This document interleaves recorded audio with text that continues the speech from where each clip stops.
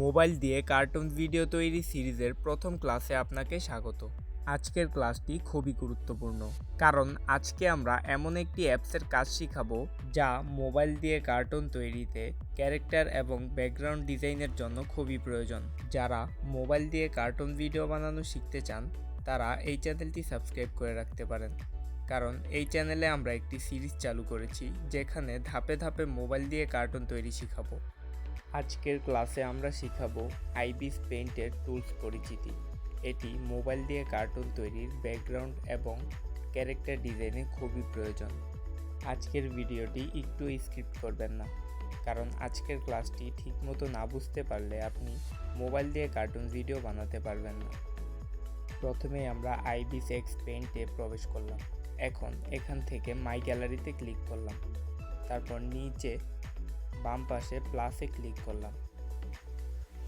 এখান থেকে আপনি আপনার প্রয়োজন মতো যে কোনো সাইজ নিয়ে নিতে পারেন, চাইলে কাস্টমাইজও করে নিতে পারবেন। এখন যেহেতু আমরা কোনো কাজ করব না, তাই এই সাইজটাই নিয়ে নিলাম। আমাদের আইবিস পেইন্ট এক্সের পেজটি ওপেন হয়ে গেল। এখানেই আমরা ব্যাকগ্রাউন্ড এবং ক্যারেক্টার ডিজাইন করব। যে কোনো কিছু আঁকার জন্য ব্রাশে ক্লিক করে এখান থেকে একটি ব্রাশ নিয়ে নিব। এখানে অনেক রকমের ব্রাশ আছে, আপনারা আপনাদের প্রয়োজন মতো যে কোনো একটি ব্রাশ নিয়ে নিতে পারবেন। কার্টুন ক্যারেক্টার এবং ব্যাকগ্রাউন্ড ডিজাইনের জন্য আমাদের সবচেয়ে বেশি প্রয়োজন পড়ে ফেল টিপ পেন হার্ড এই ব্রাশটি। আমাদের যেহেতু সবচেয়ে বেশি এটাই কাজে লাগবে, তাই এটাই সিলেক্ট করে নিলাম। এখান থেকে প্রয়োজনীয় কালার সিলেক্ট করতে পারবেন। আমরা লাল রংটাই সিলেক্ট করে নিলাম। এখন আপনারা এখানে যা খুশি তা আঁকতে পারেন। এখন যদি নিচে ব্রাশে আবার ক্লিক করি, উপরে ট্রান্সফর্মে ক্লিক করি, তাহলে এই আঁকিবুকিটা আপনারা যেখানে খুশি সেখানে নিতে পারবেন। আবার এই ব্রাশে ক্লিক করে এখান থেকে ম্যাজিক টুলে ক্লিক করলে আঁকিবুকির উপর ট্যাপ করলে পুরো কালারটি সিলেক্ট হয়ে যাবে। আপনাদের বোঝার সুবিধার্থে একটু জুম করে দেখাচ্ছি। এটা হচ্ছে লেসো টুল। এর সাহায্যে পুরো অবজেক্টটাকে সিলেক্ট করা যাবে। এটা হলো ইরেজার টুল।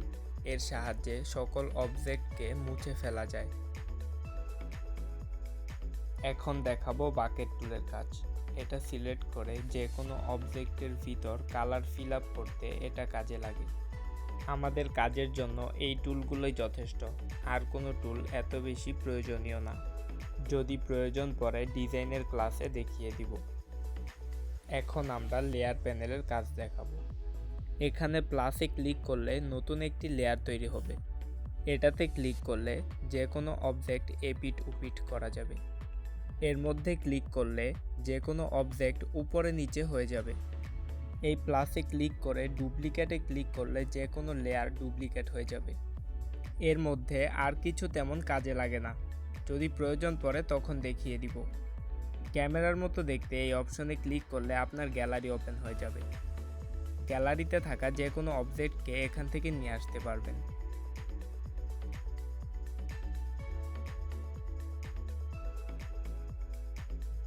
এখন আমরা এমন একটি টুল দেখাবো যার মাধ্যমে সবকিছু ড্র করতে খুব সহজ হবে। এর জন্য উপরে হাতের মতো দেখতে এই অপশনে ক্লিক করব। তারপর একদম নিচে এস এর মতো দেখা যাচ্ছে, এটাতে ক্লিক করব। এটি দিয়ে খুব সহজে কিছু ড্র করা যায়।